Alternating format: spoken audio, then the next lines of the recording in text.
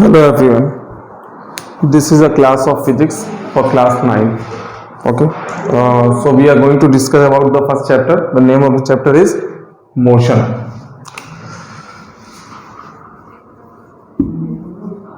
Motion class 9th का first chapter है motion. सो आज हम डिस्कस करेंगे इसकी कुछ बेसिक प्रॉपर्टीज और बेसिक फंक्शंस के बारे में. सबसे पहले तो ये जान लेते हैं कि मोशन क्या होता है. ठीक है ना. मोशन क्या होता है. अकॉर्डिंग टू द डेफिनेशन के रिगार्डिंग ये बोल देते हैं, बहुत सारी बुक्स में मिल जाएगा आपको. If an object is moving with respect to other, this is called motion. अगर कोई ऑब्जेक्ट मूव कर रहा है किसी दूसरे ऑब्जेक्ट के रिगार्डिंग, यानी मोशन एक कंपैरेटिव क्वांटिटी है, यानी जिसकी कंपैरिजन दूसरे ऑब्जेक्ट के साथ में ही की जाएगी. तो जरा समझ लेते हैं मोशन. जैसे एग्जांपल के regarding cycling, walking, train and all, इन सब चीजों का मूव करना, ये सारी सिचुएशन किस में आ जाएंगी? मोशन में आ जाएंगी. Okay. So we are going to discuss the motion. Whenever a body during a situation यानी regarding another substance is moving, this is called motion. Okay. And motion is a related quantity with time also, यानी time के respect में इसका variation देखना बहुत जरूरी है. अब अगर हम एनसीईआरटी की डेफिनेशन के रिगार्डिंग बोले तो बोलेंगे कि motion, what is motion? Motion is that if a body is changing its position with respect to time, this situation is called motion. And इसी के अपोजिट सेंस में क्रिएट होता है आपका rest. What? Rest.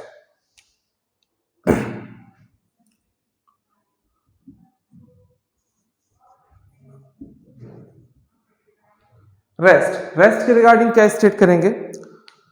If a body is not changing its position with respect to time, this is called the rest.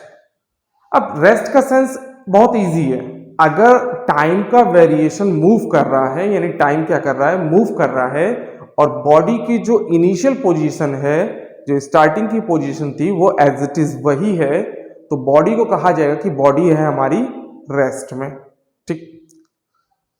Motion क्या होता है, rest क्या होता है, ये दोनों एक दूसरे के अपोजिट सेंस हैं, यानी एक दूसरे से इंटर रिलेटेड हैं.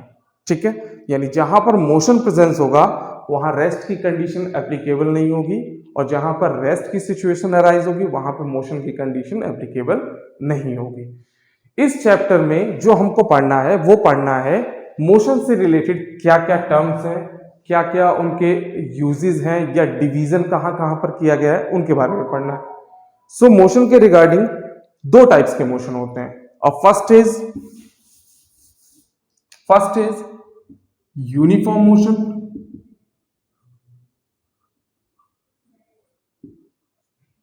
और second is non uniform motion.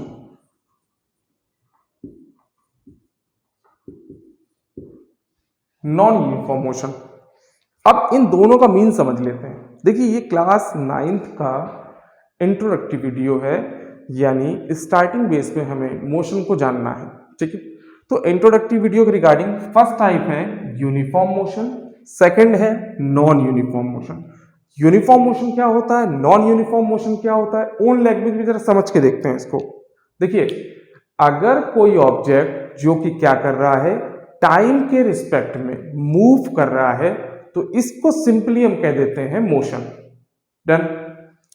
But condition यहां पर लग गई यूनिफॉर्म मोशन, यानी अगर कोई ऑब्जेक्ट इक्वल टाइम में इक्वल डिस्टेंस ट्रेवल कर रहा है, तो इस टाइप के मोशन को कह देते हैं यूनिफॉर्म मोशन. मींस क्या है कि सपोज मान लीजिए एक ऑब्जेक्ट है.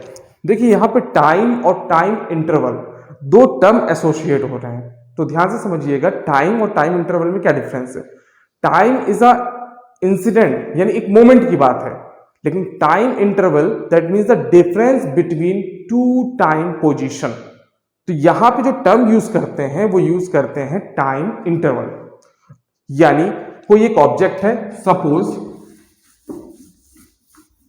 सपोज मान लीजिए एक ऑब्जेक्ट है हमारे पास में जो पोजीशन ए पर सिचुएटेड है, ठीक है, एंड बी तक का ट्रेवल करता है विद इन 5 मिनट और ये डिस्टेंस है about 1 kilometre.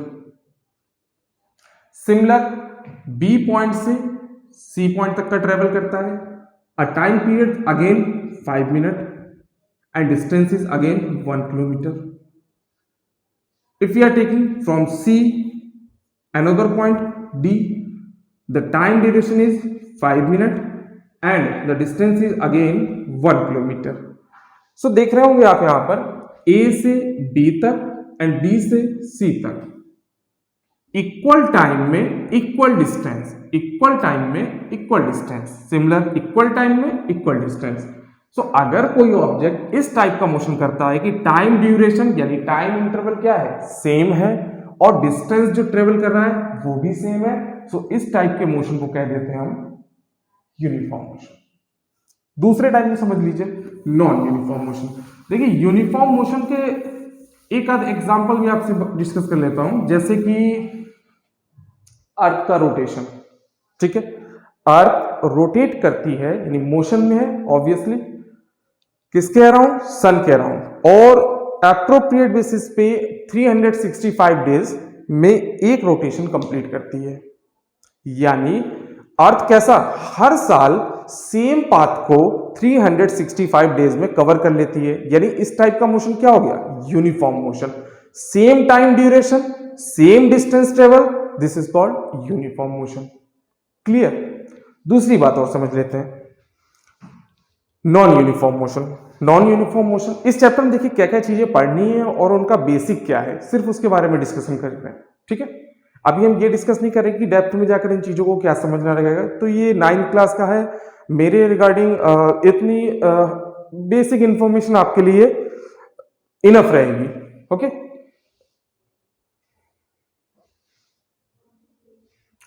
Non uniform motion, अब हम बात कर रहे हैं नॉन यूनिफॉर्म मोशन।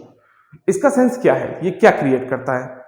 देखिए अगर कोई ऑब्जेक्ट सपोज मान लीजिए पोजीशन ए अगेंस्ट से position B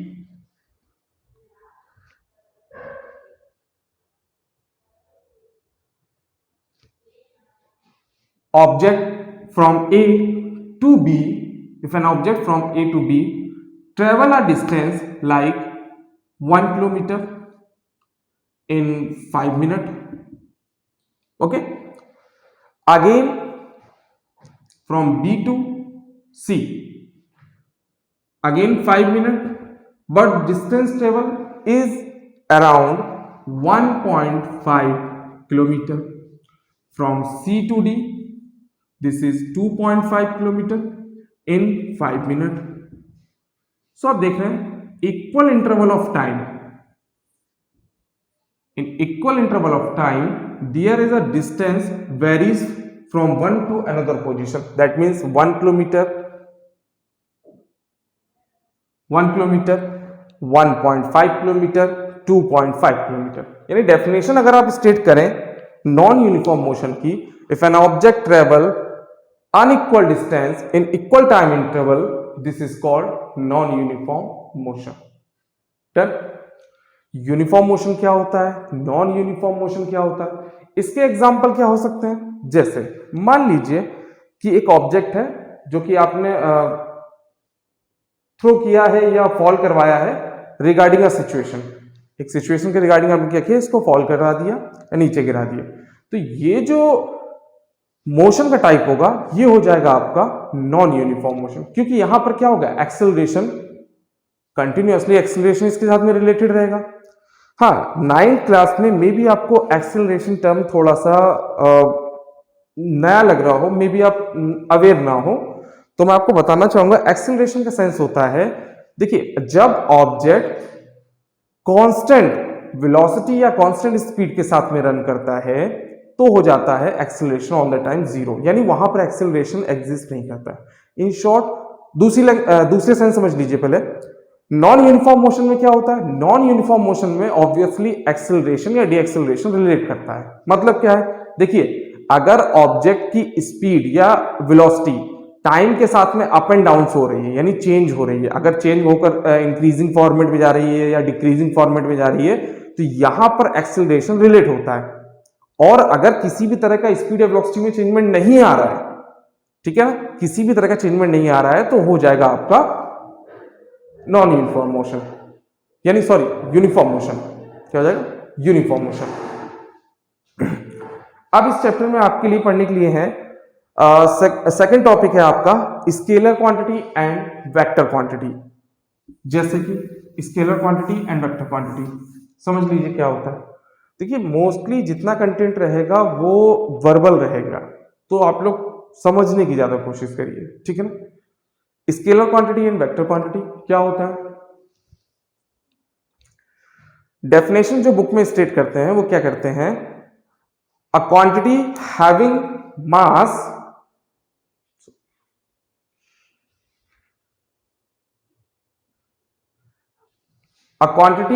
having magnitude as well as direction is defined as vector quantity. Other sense for दूसरी डेफिनेशन के लिए क्या हो जाएगा? A quantity having only the magnitude is defined as scalar quantity. अब इसका sense क्या है? देखिए बुक में डेफिनेशंस जो स्टेट करते हैं उनको एक्चुअल में समझना ज्यादा जरूरी है कि वो क्या सेंस क्रिएट करते हैं। जैसे कि स्केलर एंड वेक्टर आप ऐसे याद रखिए। देखिए स्केलर जितनी भी क्वांटिटीज होंगी वो हमेशा नेचुरल नंबर के फॉर्म में ही होंगे, यानी वो कभी भी नेगेटिव सेंस नहीं क्रिएट करेंगे। डायरेक्शन ना होने का सेंस क्या होता है? कि एक ऐसी क्वांटिटी का मेजरमेंट जो सिर्फ प्लस की तरफ ही प्रोसीड करे, माइनस के सेंस में नहीं, प्लस में ही प्रोसीड करे, इसे कह देते हैं हम क्या? Scalar quantities. Vector quantity book की लैंग्वेज में जाएंगे तो बहुत कुछ कॉम्प्लिकेटेड चीजें हैं।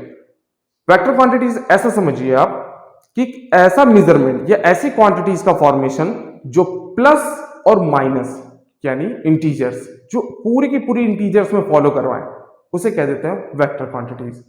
जैसे एग्जांपल के लिए आपका फोर्स क्या होता है? फोर्स एक वेक्टर क्वांटिटी है। अब ये फोर्स वेक्टर क्वांटिटी क्यों है? जैसे समझिए फोर्स वेक्टर क्वांटिटी इसलिए है क्योंकि force can be positive also and force can be negative also. अब पॉजिटिव नेगेटिव सेंस, फोर्स आपने अप्लाई किया and with the direction of force, यानी फोर्स अप्लाई कर रहे हैं जिस डायरेक्शन में, उसी डायरेक्शन में कोई वर्क परफॉर्म हो रहा है या उसका रिजल्टेंट निकल के आ रहा है, तो उसे कह देंगे हम पॉजिटिव डन। और अगर फोर्स अप्लाई करने के बाद में भी वो चीज रिवर्स में जा रही है, इसे कह देंगे हम क्या? नेगेटिव सेंस में। यानी इस टाइप की क्वांटिटीज आपकी हो जाती हैं वेक्टर क्वांटिटीज। एक और क्वांटिटी का नाम ले लेते हैं, टेम्परेचर। टेम्परेचर का क्या है कि देखिए टेम्परेचर मेजरमेंट जो होता है वो आपका पॉजिटिव सेंस में भी होता है एंड नेगेटिव सेंस में भी, यानी इंटीजर्स को फॉलो करता है। टेम्परेचर आपका प्लस में भी हो सकता है एंड माइनस में भी हो सकता है।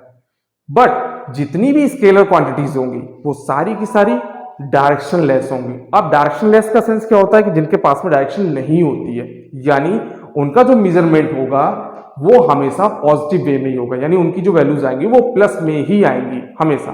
फॉर एग्जांपल जैसे मास आपका एक वेक्टर क्वांटिटी है, सॉरी स्केलर क्वांटिटी है,